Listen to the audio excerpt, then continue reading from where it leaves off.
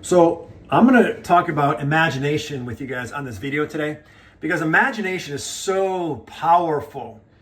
And I have to say it was key in helping me cure my depression, anxiety, and suicidal ideation.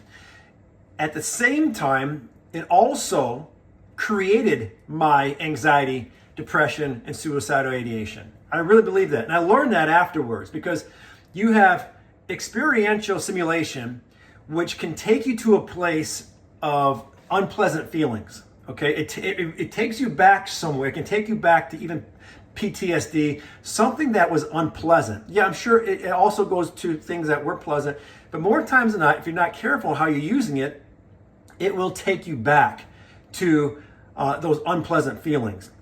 Conceptual innovation is what I really honed in on. The difference is conceptual innovation is when you take your imagination, you direct it towards a feeling of how you would feel. Imagine how you would feel outside of the situation you're currently in. Let me give you an example. When I would take my meditations, when I would sit in my meditations and take an idea, how would I feel without this depression? That I would sit in that thought, and at first it was very uncomfortable. I'm not going to lie. Okay, it was very uncomfortable. I had to stick with it though, because I knew if I didn't, this thing was about to take my ass out.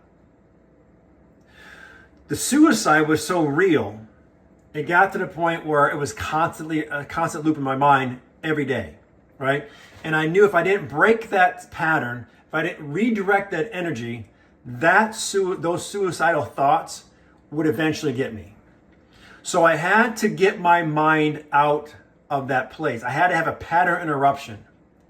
And what I would do, and Joe Dispenza is the king, is the master at this. I give him all my credit to Joe Dispenza on how I could imagine my future self now. That was key. How would you feel if you weren't depressed? And you sit on it. You go in that meditation and you just become that feeling. You associate a feeling to that vision. And once you can over and over and over and over and over again until it becomes ingrained and becomes a habit, you are going to create new neural pathways in the brain that have to override the old ones. So you have to evoke everything we do is for a feeling. Everything we do as human beings is for a feeling. So how would you feel if you did not feel depressed? How would you feel if you did not feel anxious, anxiety, worst case what ifs? How would you feel if you weren't a worrier? All that stuff. How would you feel without that, detached from it? How would you feel if you can find contentment without attachment? You take what I just said, right? It's a lot to unpack there in that little bit of time. Take those ideas, sit on those, and incubate those ideas. And I can tell you this. When you have a meal, when you eat your meal, whatever you're eating, do you have to think about how it's processed in the stomach and the gut, all it goes through, and break it all down? All that? No, you just eat. When you take your mind and you feed your brain these new ideas, the hardest part is getting your mind to believe it, okay? Getting your mind to actually believe it enough to say it.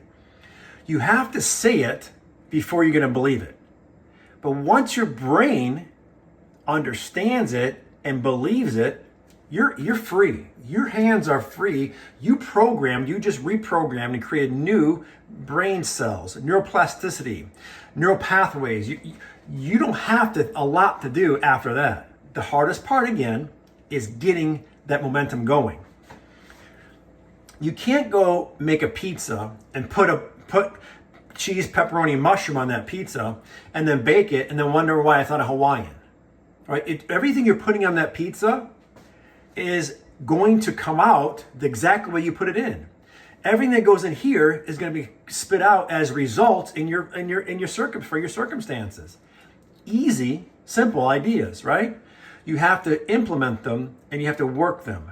That's where the challenge comes in. And that's where you're going to be met with resistance. But again, override the resistance with that conceptual imagination, conceptual innovation. Innovate new ideas, evoke new feelings, how you're going to feel once you're on the other side of this thing. And I can tell you it works. 1000% works. I'm here on the other side of it, sharing with you everything I have because I've been through it. So on the other side of it is called emotional freedom, and that's what you want. Hit me back, you guys. Thumbs up, DM, message me. I'm here for you. And please stay fucking bold.